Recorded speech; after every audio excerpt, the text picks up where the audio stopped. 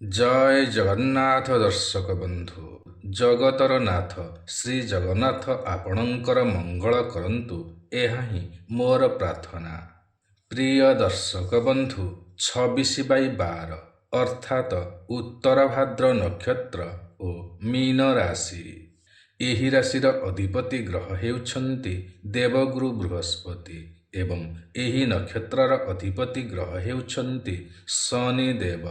ଏଣୁ ଏହି ରାଶିର ବ୍ୟକ୍ତିମାନେ ଶନି ମହାଦଶାରେ ଜନ୍ମ ହୋଇଥାନ୍ତି ବା ଏମାନଙ୍କର ଜନ୍ମ ସମୟକୁ ଶନି ମହାଦଶା କିଛି ବାକି ରହିଥାଏ ଏବଂ ଏହି ରାଶିର ବ୍ୟକ୍ତିମାନଙ୍କ ଉପରେ ଶନି ଓ ଗୁରୁଙ୍କର ପ୍ରଭାବ ସାରା ଜୀବନ ରହିଥାଏ।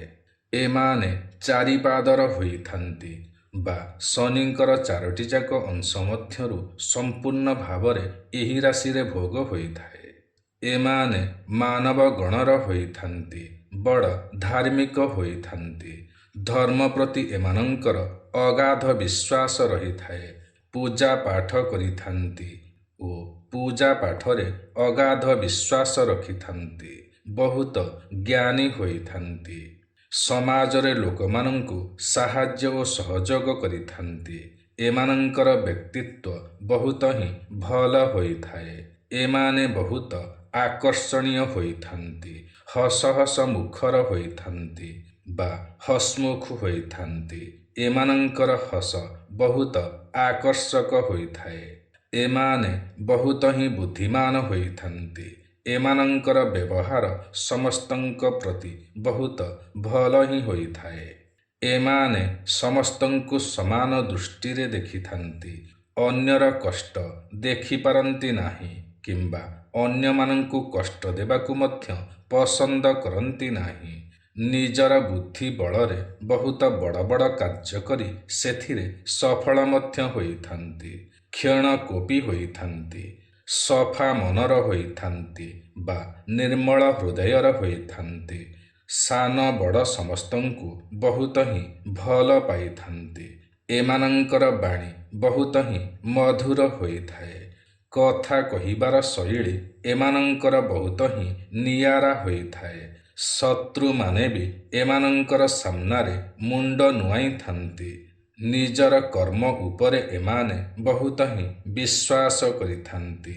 ଏଣୁ କର୍ମ ଓ ବ୍ୟବସାୟରେ ସଫଳ ହେବା ସହିତ ଉନ୍ନତି ମଧ୍ୟ କରିଥାନ୍ତି।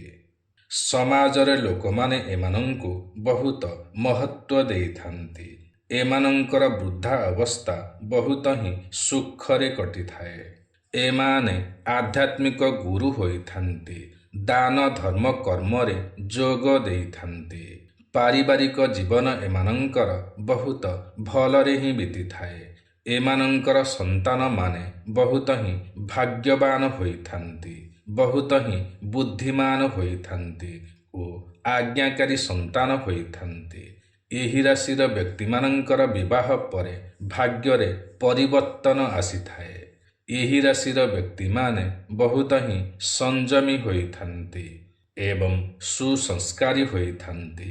ଏହି ରାଶିର ବ୍ୟକ୍ତିମାନେ ଶିବ ଭଗବାନଙ୍କୁ ପୂଜା କରିପାରିବେ ଏବଂ ବିଷ୍ଣୁ ଭଗବାନଙ୍କୁ ମଧ୍ୟ ପୂଜା କରିପାରିବେ। ଏମାନଙ୍କ ପାଇଁ ବୁଦ୍ଧି, ଯୋଗ୍ୟତା, ଭାଗ୍ୟ ଏବଂ ଖୁସି ବହୁତ ମହତ୍ତ୍ୱପୂର୍ଣ୍ଣ ହୋଇଥାଏ। ଏମାନେ ଶାନ୍ତ ଓ ଉର୍ଜାବାନ ବ୍ୟକ୍ତି ହୋଇଥାନ୍ତି। ସୁସ୍ଥ ମସ୍ତିଷ୍କର ହୋଇଥାନ୍ତି। ଦୃଢ଼ ଇଚ୍ଛାଶକ୍ତିର ହୋଇଥାନ୍ତି। ତୀକ୍ଷ୍ଣ ବୁଦ୍ଧିର ହୋଇଥାନ୍ତି। କାର୍ଯ୍ୟଦକ୍ଷ ହୋଇଥାନ୍ତି। କେବେ ହାରି ନ ଯିବାର କ୍ଷମତା ଏମାନଙ୍କ ପାଖରେ ରହିଥାଏ। ସମାଜରେ ଏମାନଙ୍କର ଭଲ ବା ସୁନ୍ଦର ଇମେଜ ରହିଥାଏ ବା ଏମାନେ ଏକ ଭଲ ବ୍ୟକ୍ତିତ୍ୱର ହୋଇଥାନ୍ତି। ଦୂରଦ୍ରଷ୍ଟା ହୋଇଥାନ୍ତି। ଦୟାଳୁ ହୋଇଥାନ୍ତି। ନ୍ୟାୟପ୍ରିୟ ହୋଇଥାନ୍ତି। ଏମାନେ ଅନୁଭବରେ ଶିକ୍ଷା ପାଇଥାନ୍ତି ବା ସର୍ବଦା କିଛି ନା କିଛି ଶିଖିବା ପାଇଁ ଚେଷ୍ଟା କରିଥାନ୍ତି। ଖୋଲା ହୃଦୟର ହୋଇଥାନ୍ତି। ନିଜର କଥାକୁ ବହୁତ ଭାବି ଚିନ୍ତିକି ହିଁ କହିଥାନ୍ତି। ଏମାନଙ୍କର ବଡ଼ ମୁଣ୍ଡ ହୋଇଥାଏ। ଏମାନେ ଆରମ୍ଭବନ୍ତ ହୋଇଥାନ୍ତି ବା ସବୁ କାର୍ଯ୍ୟରେ ଆଗୁଆ ହୋଇଥାନ୍ତି।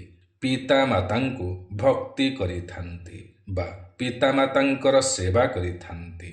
ଭଲ କୃଷକ ମଧ୍ୟ ହୋଇପାରନ୍ତି, ବିଦ୍ୟାବନ୍ତ ହୋଇଥାନ୍ତି, କବି ହୋଇଥାନ୍ତି ଓ ଗାୟକ ହୋଇଥାନ୍ତି। ଏମାନଙ୍କର ଶରୀର ସୁନ୍ଦର ହୋଇଥାଏ, କେଶ ମଧ୍ୟ ବହୁତ ସୁନ୍ଦର ହୋଇଥାଏ। ଏମାନେ ଶୃଙ୍ଗାର ପ୍ରିୟ ହୋଇଥାନ୍ତି ବା ରତି ପ୍ରିୟ ହୋଇଥାନ୍ତି। କାହାରି କାହାରି ଦୁଇଟି ଭାର୍ଯ୍ୟା ହୋଇଥାଏ, ବହୁ କୁଟୁମ୍ବୀ ହୋଇଥାନ୍ତି, କାମାତୁରା ହୋଇଥାନ୍ତି, ଗୋରୁ ଗାଈରେ ଶ୍ରଦ୍ଧା ରହିଥାଏ ବା ଗୋ ସେବା କରିଥାନ୍ତି।